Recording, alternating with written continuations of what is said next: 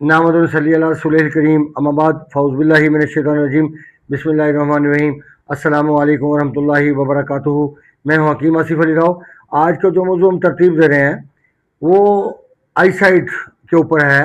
आप हमारी जो नज़र है वो क्यों वीक हो जाती है, हमारी नज़र की कमज़ोरी की वजह क्या बनती है। आई साइट वीक होना ये एक फितरी अमर नहीं कह सकते, क्योंकि अगर हम कोई भी चीज़, हमारा ऑर्गन है, वो वक्त के साथ साथ जवाब तब देता है जब हमारे अंदर एक कीमियावी तब्दीली पैदा होती है।